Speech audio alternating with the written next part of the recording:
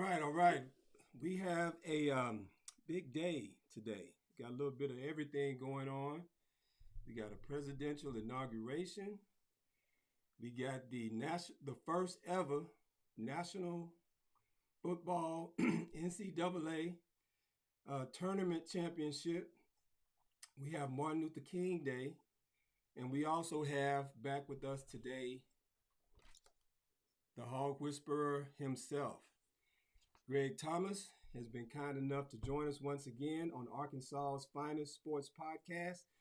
Y'all know who it is. I am your host, Patrick Geans-Ali, also known as your friendly neighborhood sports guy. And once again, let us get into another episode. And we are going to start out with my opening monologue here. I have a few things I want to say with respect to the Razorback football team and what's going on there. So y'all bear with me a second while I get this thing situated. We're going to go here. We're going to go here. There we go. All right. And there we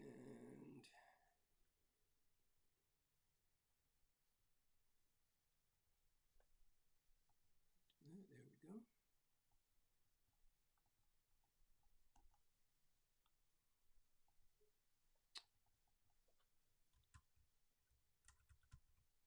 So I hope everybody's been doing good today. Hope everybody's excited about this big day in sports. And you know, I don't know how excited people are about this new turn in the political area, but it is what it is, and it's a new thing. We all gonna have to deal with, for better or for worse. So y'all buckle up for that. But in the meantime,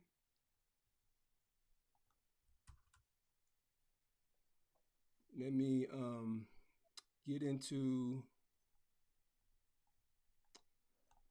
this opening monologue once and for all. Here we go. Now, according to some, it's a cardinal sin these days to suggest that money isn't everything. On the contrary, most people will heartily agree that money makes the world go around. Now, on a day that the college football crowns its first Dirty Dozen playoff national champion, and we inaugurate a new but old president, meanwhile, the team with one of the highest NIL budgets in college basketball stands at 0-5 in the SEC. Their season is teetering on the brink of a complete and utter catastrophe. Now, let us embrace this as a teachable moment, as Barack Obama would say, and discern the reality from the perception. No, money isn't everything. It's just a tool, a powerful one, but only one of many in the toolbox necessary for success. Money doesn't make the world go around. That is a province of gravity. And as my grandfather once wisely said, understanding is the best thing in the world. So welcome back to planet Earth, all you Razorbackers out there. It is my humble belief that the problems currently afflicting Razorback Nation are clearly not from a lack of money. They stem from a lack of understanding what it takes to make the Razorbacks great again. Now, seeing a proud basketball program like Arkansas, with one of the highest NIL budgets in the country, one of the highest paid coaches, a Hall of Famer, no less, and the best 9-man roster money can buy, falling flat on their faces with an 0-5 start to SEC play, serves as a lesson to us all. Now, back when it was excommunicable an excommunicable offense to suggest first-year Razorback coach John Calipari still had something to prove with this team at Arkansas. There were some heretics who urged caution. Personally, I was cautiously optimistic, but I doubt anyone was clairvoyant enough to see this coming. There were signs, of course, but in hindsight, it's becoming increasingly clear that some of the problems preceded Calipari's heralded arrival to the Hill in Fayetteville.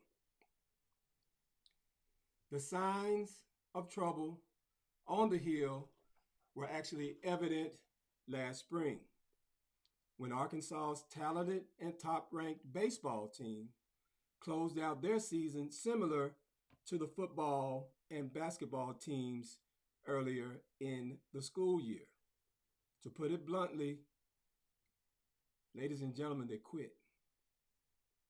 And so far in 2024-25 school year, that cycle, we've seen a carryover of the lack of competitive spirit that is starting to characterize too much of Arkansas athletics.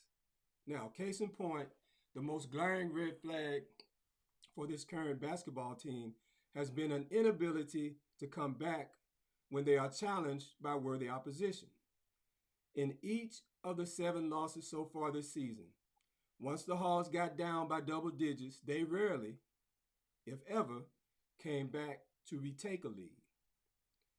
Those opposing teams more or less coasted to easy wins.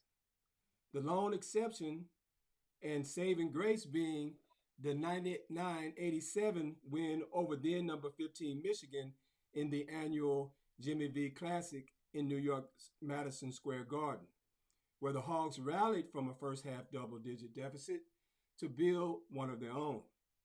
But in the second half, their rare hot shooting streak cooled off, and they nearly let it slip away in the final moments. Against lesser competition, Calipari's Hogs played with their food before making a final score look deceptively one-sided.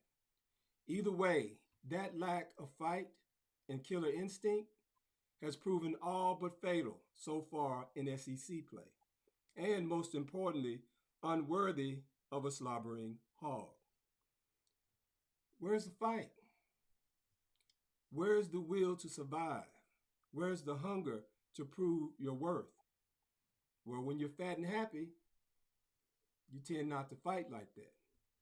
Now, there are now no shortage of fingers pointing out what should have been obvious flaws on how this Razorback basketball team and its coaching staff were constructed. This basketball team and this basketball season should end any assertions that a lack of money is responsible for the inability to deliver on a promissory note. Not too long ago, Arkansas Athletic Director Hunter Yurachek hailed his domain as the campus of champions. That check is bouncing off hands right now like shots are bouncing off the rim. Yurachek's pleas for Razorback Nation to subsidize gimmicks like mental health counseling, artificial intelligence, acting as shooting coaches, while dragging his feet on revenue sharing by the university has likewise rang hollow. Now, for anyone still out there, still perceptually challenged, here's something just for you. According to some estimates, and I'll leave a link down below, Arkansas is projected under the pending new NCAA revenue sharing agreement to be top 10 in the country in each of the 3 major sports during the 25-26 school cycle. That's number 11 in football, number 5 in basketball, and number 2 in baseball. Yes, the same revenue sharing agreement Yurachek stubbornly resisted while passing his hat around the state and claiming the university didn't have the funds. Of course, it never hurts to have Well Hill alumni circling the circling the program in Northwest Arkansas either. But when John Tyson seemingly bailed out Yurachek by writing a check to install his longtime friend Calipari to follow Eric Musselman in leading the basketball program, it seemed like a godsend at the time. But we have an old saying around many a domino table in the nether regions of the state. All money ain't good money. And for all his money, did anyone ask Tyson what he knew about basketball? His generosity, no doubt, was reciprocated by the attention and the endorsements his company received. And no doubt he recouped on the back end. But apparently it wasn't enough to field a complete roster that left Calipari to sell the idea that he only needed 9 Power 5 players to compete in the SEC, the most difficult league in the country in football, basketball, and baseball. A lot of Razorback fans bought it like 2020 Popeye's chicken sandwiches. But for those who understand college basketball, that was a tough sell from the very beginning. All season, injuries have popped up, to excuses, to the lack of team chemistry. But to those who understand basketball, the team's chemistry and NIL budget would have been better served by complementing the 1 or 2 ball-dominant guards by keeping a Walmart green light special Joseph Pinion to knock down some open threes. Instead, we turned our nose up at a homegrown 4-star who would have felt right at home for 4-star mercenaries who would rather not be here when the going gets tough. Under Musselman, Arkansas fought its way back from similar slow starts here at Arkansas. The question is, can this team shoot its way out of the hole they dug for themselves? Now, many of the same people who hyped up this team are now leaving them for dead. But as Lee Corso would always say, not so fast, my friend. And just to show you I'm not being a homer, let's keep in mind, 2-time defending national champion Dan Hurley's team at Connecticut lost 6 of 7 in conference play before figuring it out a couple of years ago en route to their first national championship. Now, I'm not suggesting Cal has that kind of magic left in him at 65, but I am suggesting he has enough wisdom left to realize money don't make the man in the natural state. You got to earn it here. Cal is on record saying multiple times he's not cracking. Well, he better get cracking. Stop with the excuses. Stop letting Kenny Payne do the press conferences. Have more shoot-arounds without AI assistant coaches. Make sure your team understands that blocking out is only half the battle. To rebound, you actually have to go get the ball as well. As one of the people who warned this kind of thing might happen, I'll also go on the record and say, now is no time to quit. It's time to do what you obviously haven't up to this point and go to work. You probably won't salvage this season, but if you want to salvage your legacy, you should learn, we should all learn from this. Consider today's example. Only 6 of the top 25 teams in the NIL funds made it to the first 12-team playoff. Under the upcoming revenue sharing structure, Arkansas projects to be well placed among that top 25. Will that translate into wins and rankings next season? It certainly hasn't for this basketball team so far. It's rare that an organization which wins free agency in the offseason also wins championships when it matters on the field or the court or the diamond. In our obsession with money, we tend to forget that reality. Yurachek and Calipari would be wise to remember what the great Kenny Mayne often says, and it's one of my favorite quotes, as you all know. A good craftsman never blames his tools.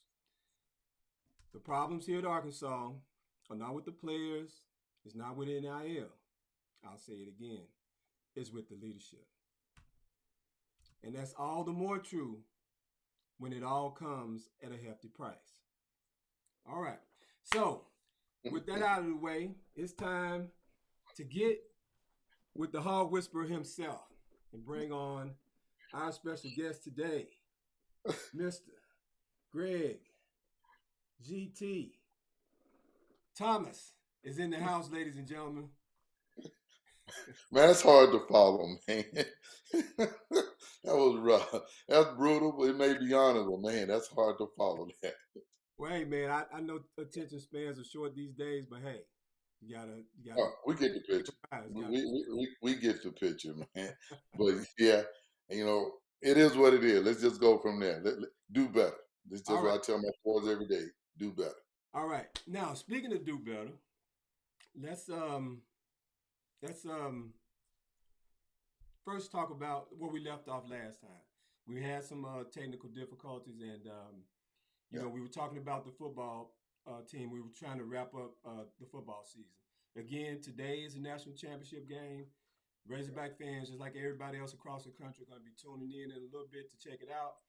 But if we look at Arkansas, where we are now, looking towards 2025, in what areas would you say they need to improve in order to get in this 12-team playoff next year? Every area possible. And I believe Notre Dame's on our schedule next year. Am I correct? That is correct. Hot dog. So you see what we're gonna face a national champion or the building of a possible national championship. We have to improve on everything. Uh, in terms of individual play, uh, trusting your teammates, coaches having a philosophy that fits the style of play, Mhm. and our playmakers have to make play. So we fit everything. We need to improve in every aspect, um, and that comes with time. This will be the first time that I believe our quarterback has a familiar offensive coordinator in consecutive seasons. So familiarity will be good. I think we have a couple receivers that know what they want to do. We have a possession receiver that should get on the field uh, from um, from Kansas City and let that grown man get out there and catch some balls. Um, that may change up some thought process. Um, and then, hopefully we Coach Pitter get in there with the offensive line and get them to not just hold blocks but create some holes. And then we run the ball, and that's how you create opportunity for the team. Now, speaking of running the ball, now, I'm a big, I guess I'm old school too. And to me, defense and running the ball wins championships. To me, it always has and always will. And of course, with your teams there at Arkansas, that was where you guys, uh, bread was buttered. And Yeah, I imagine it was kind of tricky for you being a quarterback. Although I know you played in a similar, uh, heavy run style in the wing T system, um, in Ken Hatfield's Flexbone. And I know you in your book you talk about how you guys ran a similar system in high school. right. But understanding the running game, like I'm sure you do, what do you think was causing some of the problems in the running game in particular over the last 2 years? Now, I know under the previous OC, we had a lot of success running the ball, but in the last couple of years, it's been spotty at best. So when you look at the offensive line struggles and the way we approach the running game, what do you feel like we need to do to improve there? Well, first of all, I don't think we really teach blocking anymore because we're afraid of the head-to-head contact. We got this CTE scare, and we don't practice downhill blocking. We just practice locking up and then allowing the running back to pick the hole instead of creating a hole.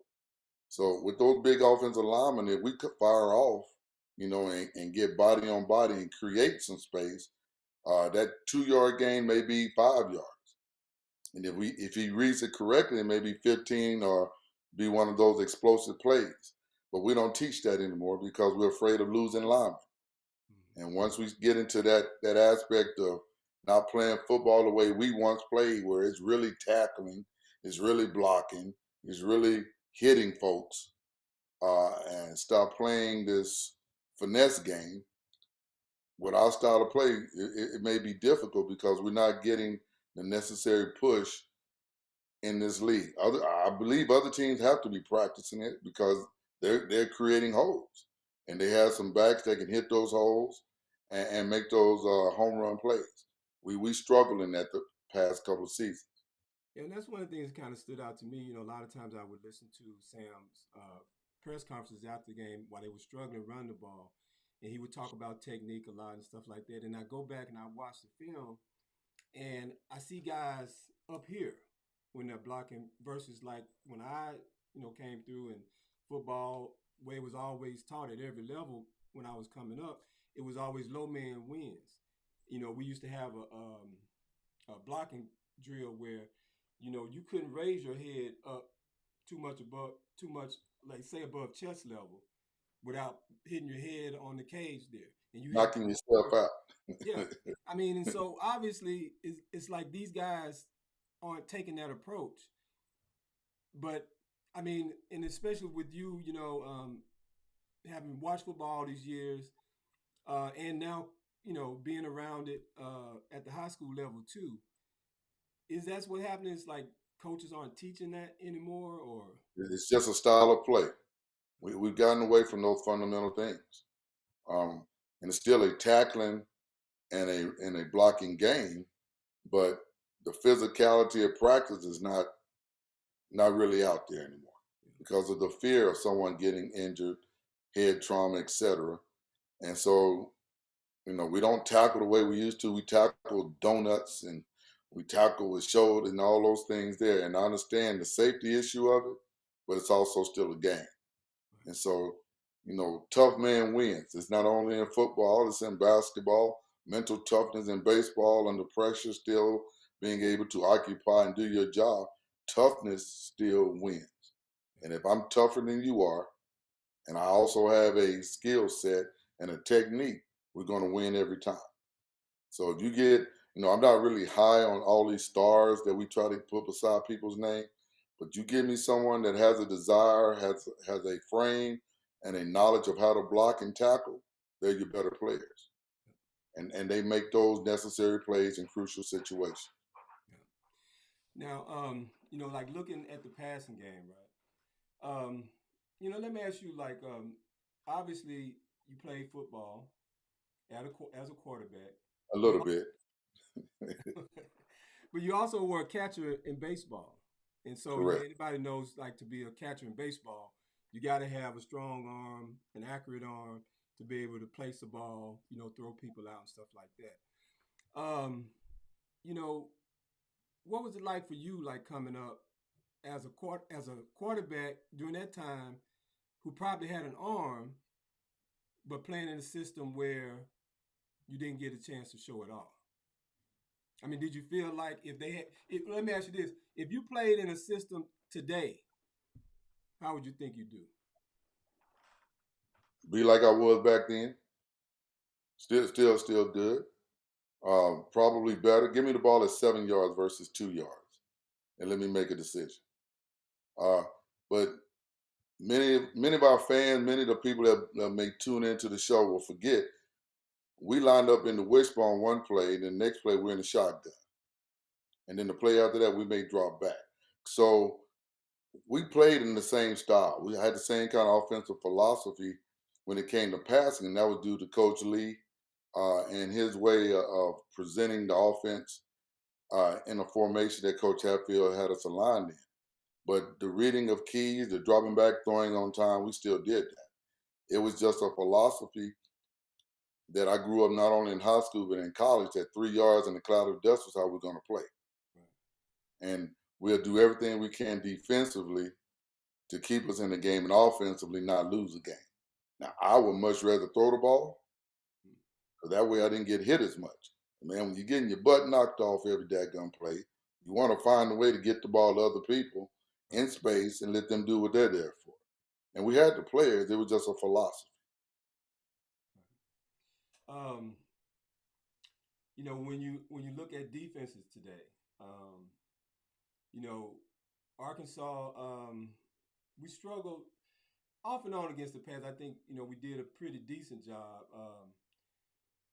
In what areas do you feel like we need to improve on the defensive side of the ball when you look at this Being team? able to cover, we have to be able to cover. If you want to blitz, if you want to put a blitz package together, we have to be able to cover on the corners, and we have to make sure we draw back in space. So what that really means, if you can take the two receivers on the outside out of the play, and you can still cover space with your linebacker, the defensive end in space, you have a chance to be successful. Because then you can dial up different blitzes. You can dial up different coverages.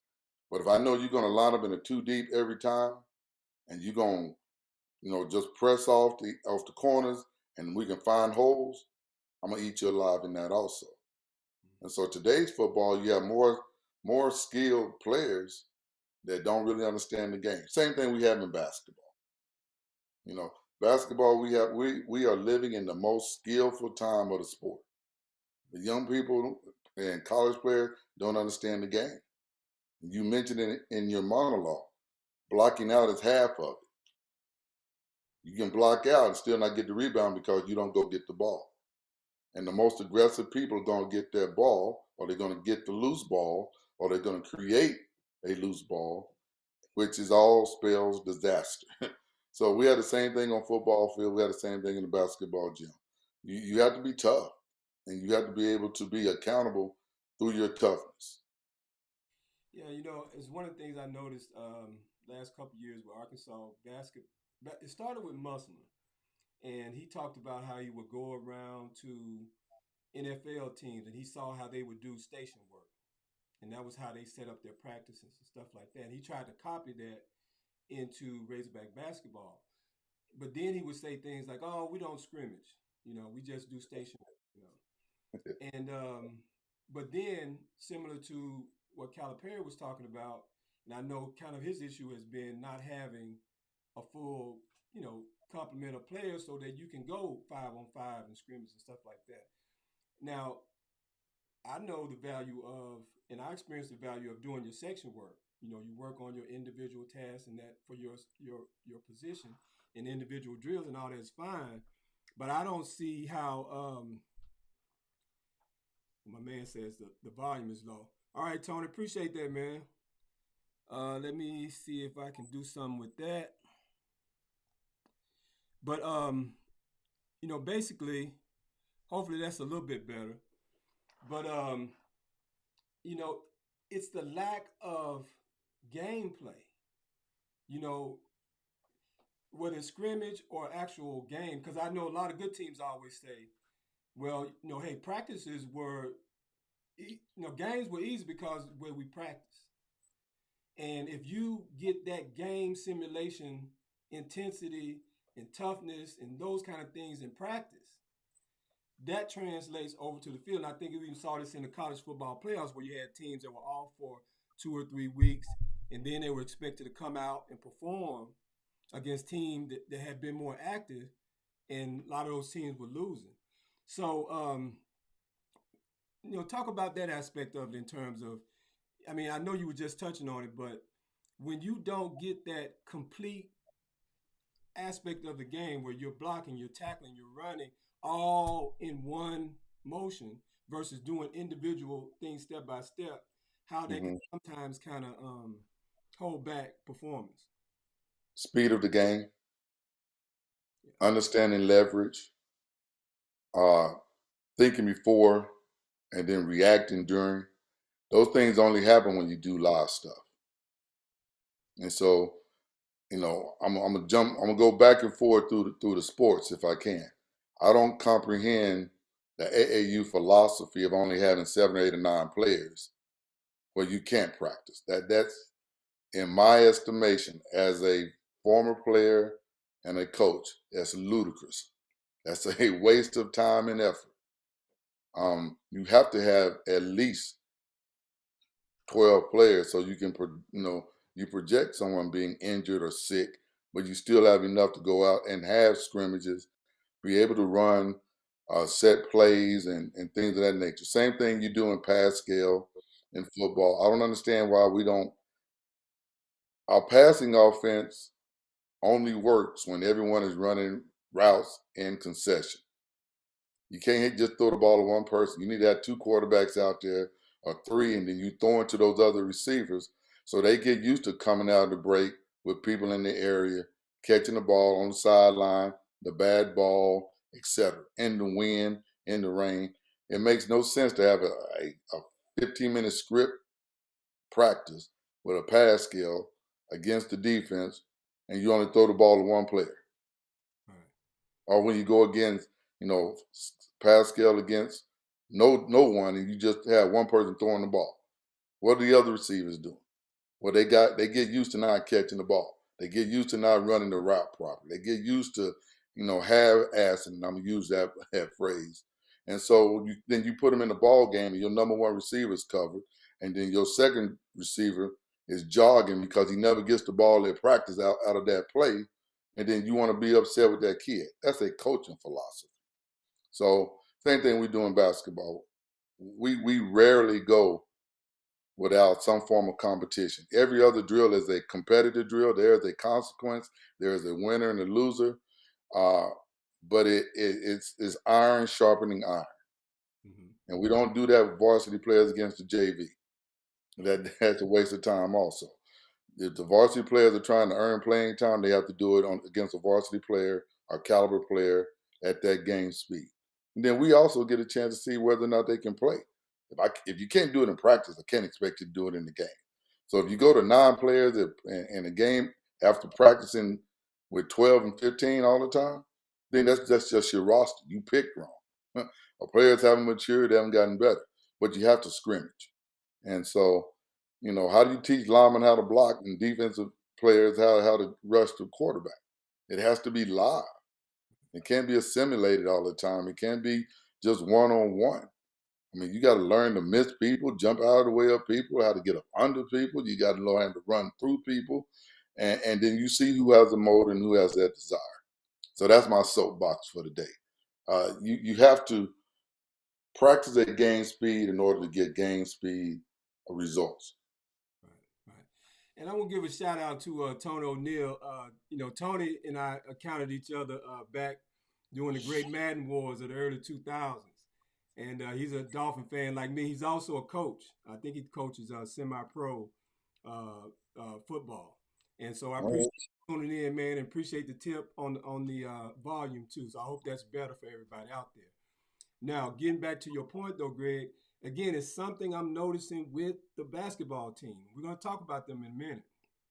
But the thing you were talking about, how you see them in games and, they're bumping into each other, they're fumbling balls, a guy passes to him, he looks like he's not ready for him. I just have to believe that's coming directly from what you're talking about. If you're not playing at that level of intensity in practice, in live ball games where it's not just a drill, where everything's in this controlled situation, where unexpected things happen and all this kind of stuff, you get in the game and you're not prepared for it. If things don't go according to script, you're lost. And I think we saw that last year with Musselman, and I really believe that's a lot of what we're seeing right now with this Razorback team. It's possible, but you also have to be in the moment. So, there may be a difference playing in front of Missouri where they got 17,000 instead of playing at home where you got 20,000 and half the people there and they're not as vocal. And then you lose your focus. You lose your train of thought. You're not in a comfortable situation. Well, why? We haven't practiced being in a comfortable situation. So I'm not saying that this is what you're seeing. I watched the last couple of games and I noticed certain things also. But once again, I'm not there at practice. I'm not there behind the scenes. I don't know what's taking place.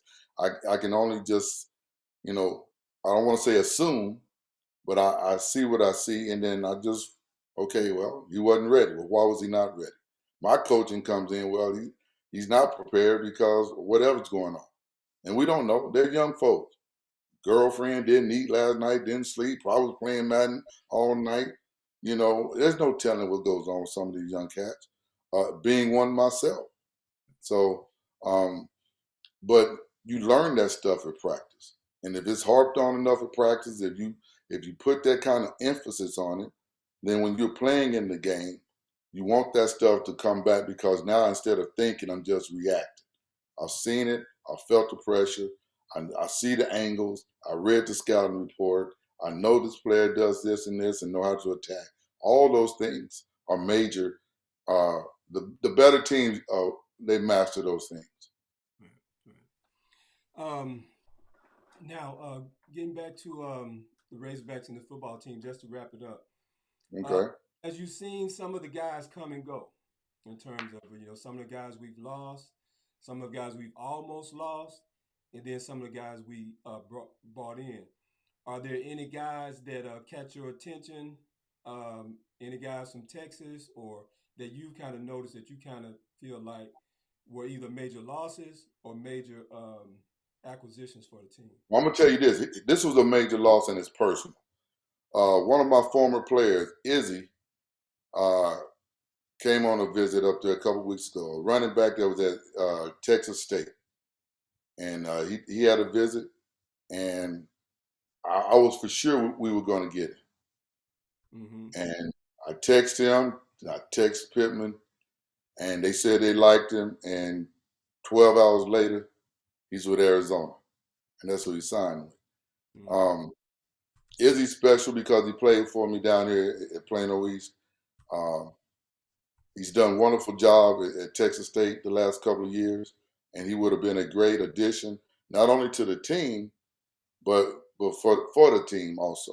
I think we missed out on somebody that was real special. Um, and I don't know if it's NIL. I don't know if it was fit. I don't know what it was, but that was something I was looking forward to. I know our East Side family, uh, coaching staff was hoping he was going to be close at home, but that's the part of dealing with the NIL and whatever else is going on. We lost a possibility. The other guys, hopefully in 3 or 4 weeks, we'll see who they are in April. Get some more familiarity and just hopefully we can put it together football wise this year, make a better showing. Now, the guy you're talking about, what was his measurables? Like, how big was he? 5'10", 205 running back. Running back. Okay, okay, okay. Yeah, Yeah. Oh yeah. He would have made a difference. yeah. And we Well, missed out. And I don't know how we missed out, but we missed out. Players choose places they feel comfortable with. They may be the money thing. Um, I don't know. I mean, did they offer him? I'm sure they did. Yeah, he was there. He put it out there on Twitter and X everything. Okay, He was on the visit, and he and I spoke. Then I text Pittman, and then he said he had, he's still at USC. He had Alabama. He had a couple other offers. Then he went out to Arizona, and then boom, I believe that's where he decided to go. okay. Well, the good thing about the NIL era is they can always come back around. You don't give them the first time, maybe next Yeah. See, I'm trying. I ain't even going to get into that year. um, my boy Tony was saying that I would just make a correction. He is arena. He's coaching in arena league. one. Um, Okay. good deal. Um, all right. So now let's go ahead and talk about the Hoop Hogs. Um, we kind of touched on it already, but give me your take, Greg. Like, what's going on with this team, man? Why haven't they been able to win in the SEC? Uh, chemistry, chemistry, and personally, I don't know if we run enough sets. I don't know if we run enough.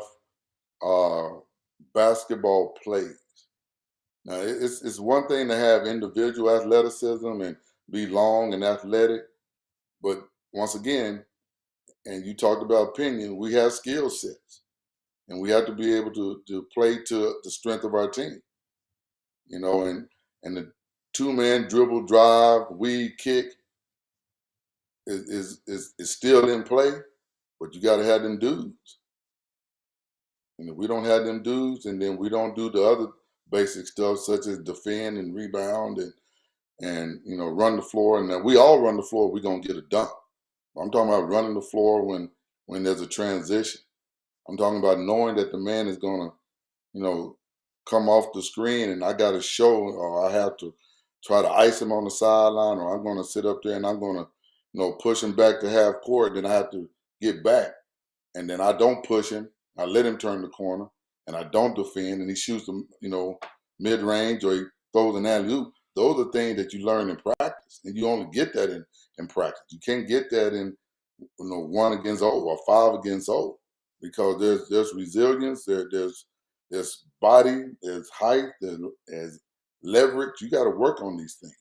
But in watching the last 3 games, it just seems like chemistry to me on the outside looking in.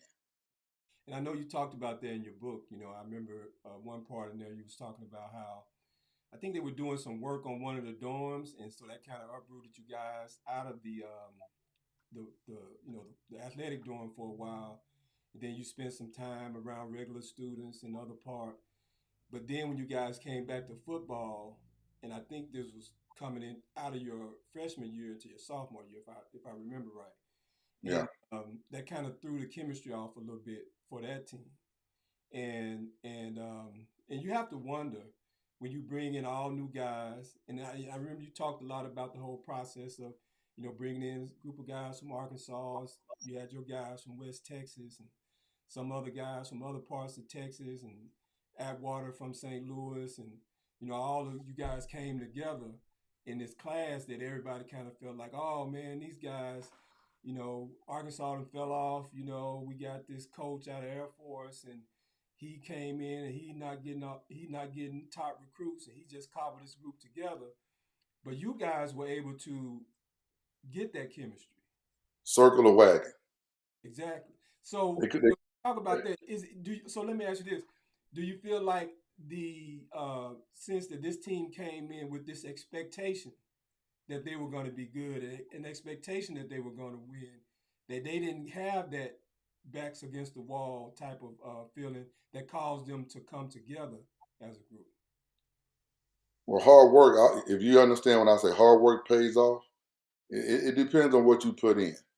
So if you're not working with the same guys, if you don't have the same mindset, if you don't have the same goals and desires, you never know what's going to happen when it gets hot.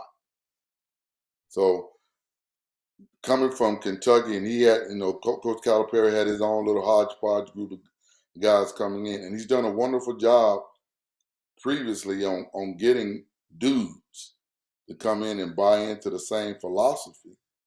But it hasn't worked out in the last 4 or 5 years. It wasn't just last year coming from Kentucky to Arkansas. The Kentucky teams last couple of years, they weren't having the same chemistry. They're having NBA players, but they're not all fighting for the same goal. They're not fighting for each other. They're not doing all those necessary things that winning teams do. And so you still have to have those dudes. I mean, it's not X's and O's. It's guys that want to be out there, that want to play together, that understand the game, and they're willing to sacrifice in order for the bigger picture. So with that being said, I mean, unless we get an alley-oop dunk or we shooting a three, where are the other plays, the hustle plays? Where are the loose ball plays? Where when my teammate gets knocked on his butt, are we all running over there to pick him up? When he shoots a free throw, make or miss, are we walking up there giving him some love? Those are chemistry things that you work on in practice, and then you put it on display in games. Our group in that '84 group, we would call the ragtag group. Mm-hmm. Some even considered us the worst group to ever be put together. But there was some competition. There was some camaraderie. There was some earned respect, and we got that on the scout team. Mm. And we had to go run scout team. I was fortunate enough to run the scout team, but you saw the guys that were making plays on the scout team. And then we all ate together as freshmen. And we sat at the same table. We went to lunch or dinner at the same time. And a love for one another grew. But we also had some great leadership and personalities with the guys that were older. And that's what I'm talking about. The Donnie Center, the Raven Caldwells, the Ira Wells, all these guys from all over Arkansas, etc. But they had some great personalities. And they pulled us in, and we integrated pretty good. And then our class were those dudes. Now, they were the first class to win the conference in 15 years, but they were also the foundation that led to that championship. Four of us didn't get to be a part of that championship because we all played as freshmen. But we were still those dudes that were the foundation. And that's because we loved each other. We fought with each other. We hung out at movies, and we lifted, and we did all those things as a group of 21 guys. Yeah, you know, and that's one of the things that I've kind of honed on to with this basketball team. Because when they come in with just 9 guys, and you know those 9 guys are pretty much assured of their spots in the rotation, Mm-hmm. and the other guys that are below them, I mean, it looks like there's no place for them in the rotation. Even though I hear Melo Sanchez is a deadly 3-point shooter, we need 3-point shooting, but he's not getting in the game.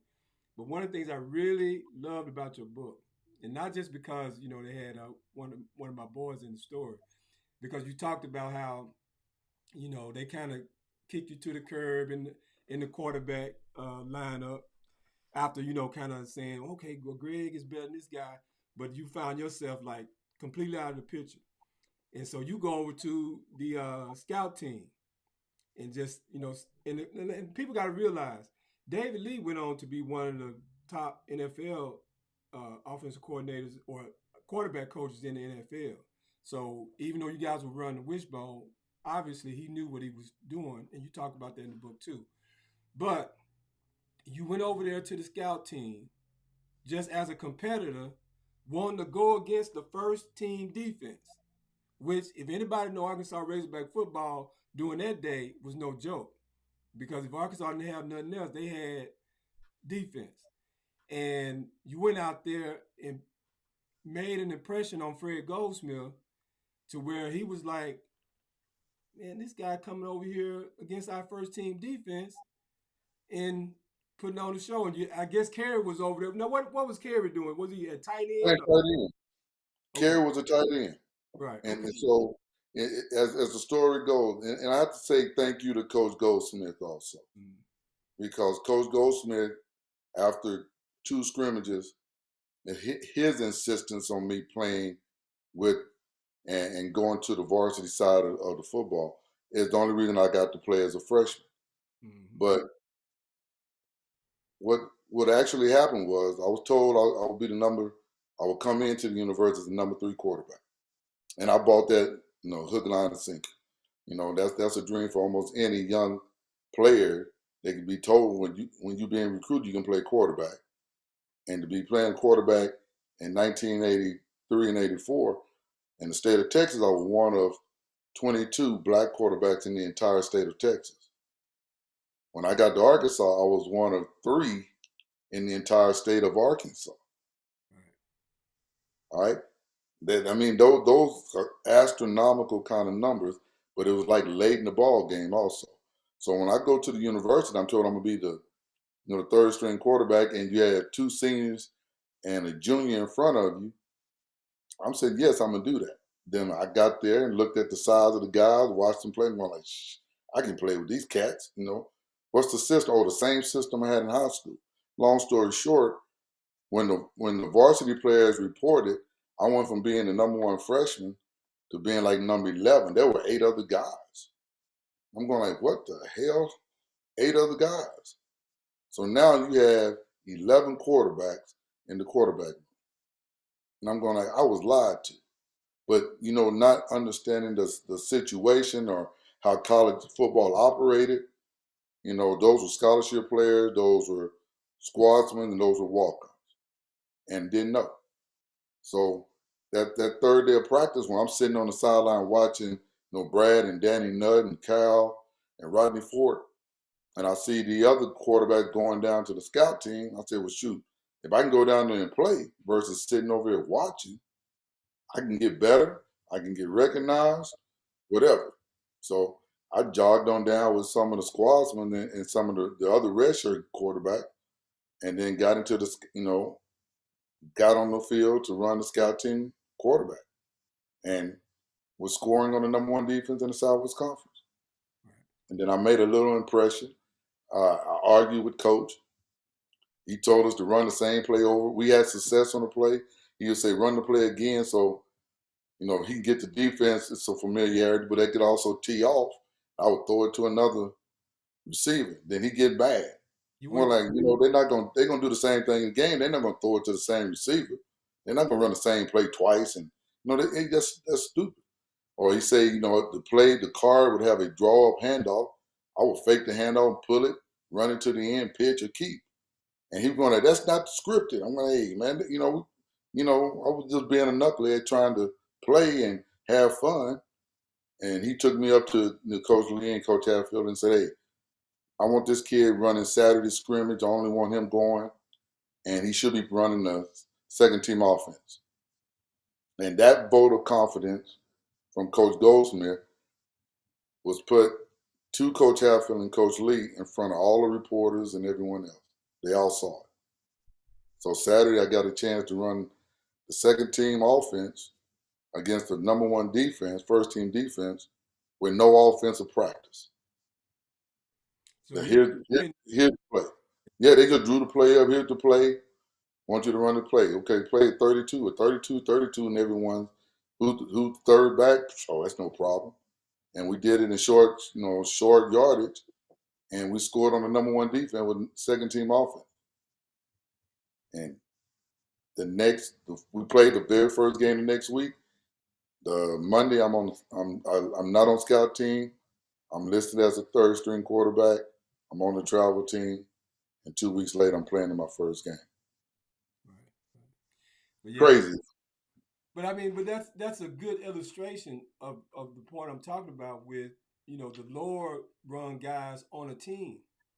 Yeah. If you get guys that got talent in that position, it makes the guys above them better because it pushes them, and it makes your team better because maybe if those other guys aren't performing, you got somebody who can come in there and perform. But if they don't have anybody there pushing them, then it just doesn't serve the team well. And I think again, that's one of the things that's hurting this Razorback basketball team because in positions, 10 through 13 or how many of they got on the team, everybody talks about these guys like they just got them out of study hall or something. And but instead of having scholarship guys who could have went to Memphis or UAB or somewhere, you don't have that kind of talent pushing these guys, and it's showing when they get on the court. Well, you never know what kind of guys you recruited until you see them in that kind of atmosphere. But once again, that's an AAU deal. I don't only take 7, 8 guys, so I don't have to hear the parents, don't have to hear complaining about playing time. Everyone understands the pecking order. And that's also an old college mentality of the 70s and early 80s too. Um, Only recently, even with Coach Richardson, he was going to play 12 guys because you're going to play your butt off, and when you were expected to do that, and if you didn't, you got the broadside or whatever. The talking to, the cussing to, the embarrassment of sitting on the bench, whatever. These guys don't have that right now. And so it's a different mentality. I'll say it again, though, Pat. You have to have those kind of dudes. If you don't have those kinds of dudes, you cannot expect that kind of output. Everyone's a good when they're the front runner in the league. Show me what you got when you down. Show me what you're doing when you're not scoring, or you're not catching the ball, or you're not hitting the ball. Are you going to bunt? Are you going to dive for that ball? Are you going to do all those other intangible things that are winning plays that we don't put in the stat sheet? And that's not what we don't have that going. And it's not just with us as a Razorback. That's a lot of our mentality with a lot of our young folks today. They didn't have to sit. They didn't have to miss out. They've always been given a trophy. They always get a Kool-Aid at the end of a game. They always pat it on their back, even when they didn't play well. The accountability and uh, the work ethic is not always the same, top to bottom.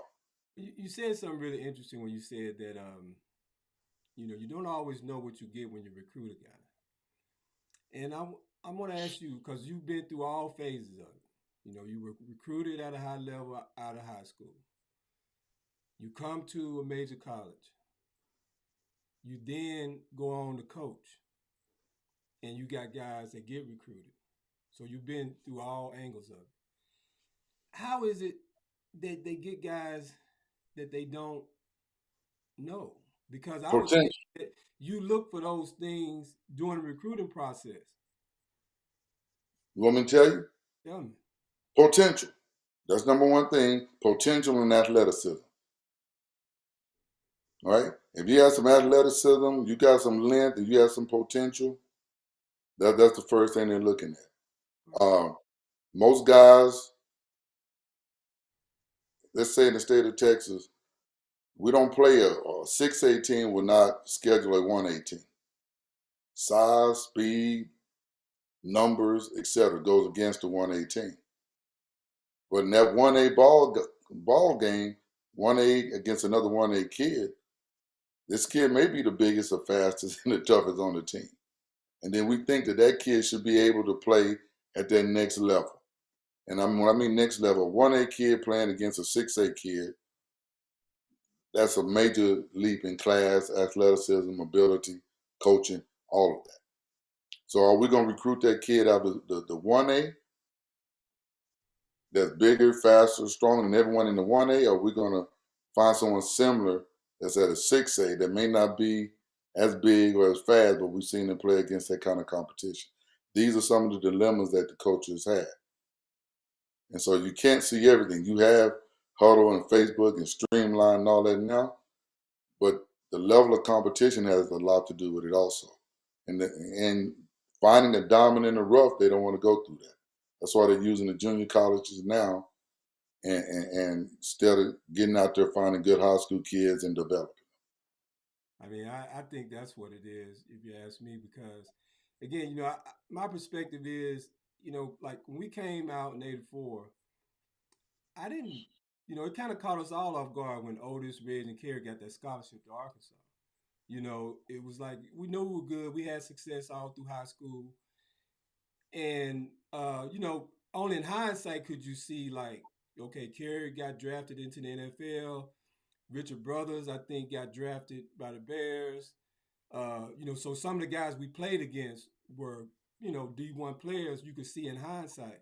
But like coming out, it was like, okay, well, we're just little guys from Stuttgart. We're nothing special, whatever. We'd be happy to get a scholarship to UCA or something like that. But then when Hatfield came along and whatever he saw something in those guys that was like, okay, you guys come up here Yeah. and gave him that opportunity. That tells me that he knew what he was looking at. Where I think a lot of scouts and coaches, they don't know what they're looking at. Because, I'll give you this example too. I got a little cousin, and I've seen a lot of guys over the years. Because again, I played with Otis and Reg and Kerry, who played at Arkansas, got drafted into the NFL, played at a high level and all that. We grew up together. So I had that experience. I also played with guys like Scottie Pippen and Willie Davis when I went to UCA. And so I've been next to guys and been on the court in the field with guys that went on to be great players, if not good players. And then I see guys as a reporter, in my career as a journalist, and I'm covering sports again all over Arkansas. And I see guys, I'm like, he's good. Like I covered Jerry Franklin at Marion. Okay, he was good. You know, I could see him playing for the Razorbacks, but he's not unique. He's not a once in a generation player. In Arkansas, those guys are a dime a dozen.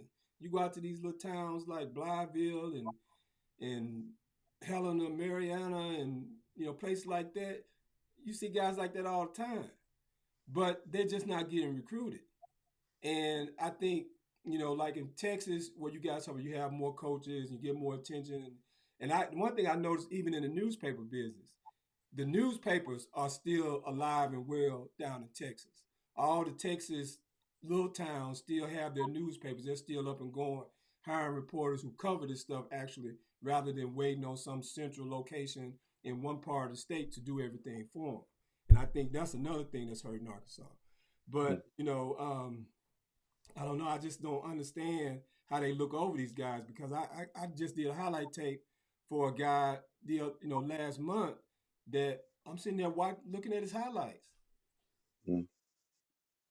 He's got it, but I asked him who he's getting recruited by. Oh, UAM and Henderson and all that. I'm like, I just don't get it, man. Well, how did they do it 30 years ago? It was word of mouth. Yeah, So it's word of mouth. And with all the technology and word of mouth, that's the thing. They camp, don't have that excuse now. camp, well, because people don't want to be wrong. People don't want to be wrong about a player, so or they try to keep it to themselves. And there's 100 reasons why we miss on people, and then there's 100 reasons why you should go after some guy, and then you never know how it works. It's really a crapshoot sometimes, but you know when you got that dog, you know when you got that difference maker. It may not be at that same position, it may not be next year, but you have to be willing to develop, and we're not willing to do that right now. Everything's about, we're in the microwave age, and so we want ready-made players. We want men instead of boys. We want them to make good, proper decisions when they're still children. And when we forget all this, and then we put these responsibilities and demands on them, and then get upset when they don't do what we think they should do, or they don't make the 25-year-old decision at 17, or they don't go home instead of going to this girl's house or going to that club. I mean, these are all the things that we share with our players that are inside information of trying to keep them successful, giving them that one leg up. So when they're confronted with those challenging thoughts, and no, not going to bed early knowing I have a test tomorrow, or not turning in my work on time, and we don't have a they get lackadaisical. They don't make the proper decision. They put themselves in compromising position, and that's on us as coaches, as mentors, as dads, as parents. And then these kids go out there and do stupid stuff because they're kids. If you go get a kid that's from Mariana, ain't never been out of Mariana, and you take him up to the University of Illinois in Champaign, how the heck is he supposed to know how to act up there? Whole different world.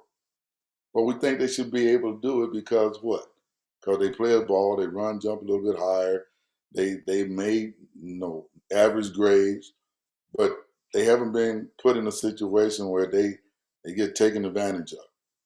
And we don't think about that as coaches. We just send our boys away. No, man, go visit, go talk to them, go have them come to practice, have them give us a call here. Don't recruit our kids without talking to us. You know, all those little things that they used to do. And once upon a time, when you didn't have video, you So, didn't have AAU, you didn't have camps, that you had to go spend some time and lie and wine and dine and BS and whatever. We just take it on the fly, see them on the video, say we want you, we'll give you X amount of dollars. Boom, they make a decision. You get a kid up here like I went to Arkansas with belt, with bootstrap jeans and a fleece jacket. mhm. Now, they ever know what's really going to be like in 12-degree weather and snow. You get out of the element and you just find things. And so, the long story short, we miss because we don't do a lot of research, and we much rather go find a 21-year-old freshman that's played at 3 different schools that looks like Hercules, instead of taking an 18-year-old kid and investing some time in him and then putting him in a situation to be successful. And that's where I'm going to drop that off. So we're running out, bro. Oh, all right. Yeah. So, yeah, we almost game time here. Yeah. So we can stop it right there. Before we go though, who you got in the game? Honestly speaking, don't care. I dislike Notre Dame because they're not in the conference. Ohio State's in the Big Ten. I think the Big Ten is overrated. Did y'all Huh? y'all ever play Notre Dame? Well, no, we played University of Miami instead, and they beat the dog snot out of us. Remember We were trying to get Notre Dame on the schedule at that time when they were playing, and they had when Holtz there then? yes, and I was begging Coach Broyle to try to make that, and he said he was trying to get that game, but he got overwhelmed with Jimmy Johnson and all that, and we opened up another can of whoop butt. We didn't know that was coming, but no, we never got a chance to play Notre Dame, but they should be in a conference. They're not in the conference. Right. So, I ain't going to give them love. Ohio State is Ohio State. As Football Observer, who you think? Yeah. Ohio State has what they predict 16 NFL players on the roster. Notre Dame has 1. But if I'm going to pick a team, I'm going to pick Notre Dame. Okay. You picking it with your heart or your head? I don't care. It's a game. It'll just be a game. Don't care. But I will pick Notre Dame. All right. All right. Well, hey, Greg, man, appreciate you joining us. Thank you, sir. And I really appreciate everything. And everybody go check it out, The Hog Whisperer. Get a Yes, sir. Definitely a good read. If you're a Razorback fan and you want to get some good insights to the program, it's a really must read. So check it out. Thank you, sir. All right, appreciate it. Good talking to you. See you soon. All right, man. All right. All right.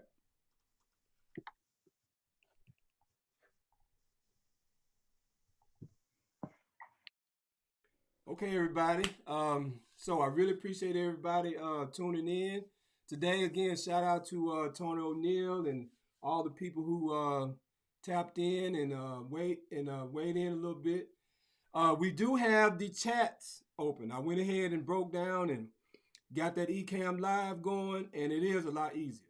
It's just something about Mac and Apple products that just work well with my brain, and I can figure their things out a lot better than I can anything on Windows or open source. Open source is great. I really like it for a lot of reasons, but again, I'm not a tech guy. And so figuring out all that when you're trying to be creative and do something is just, it's just a bit much. But again, I appreciate everybody for tuning in and watching, and we will be back again. Hopefully we can get Greg on again, and especially again for Black History Month. We got something special coming up for y'all then. But in the meantime, y'all enjoy the game. I hope everybody, whether y'all enjoyed the inauguration or not is a whole nother story. But, hope everybody enjoyed your Martin Luther King Day either way, and celebrated that if you did nothing else. And but for now, we're going to sign off, and we'll see y'all again next week.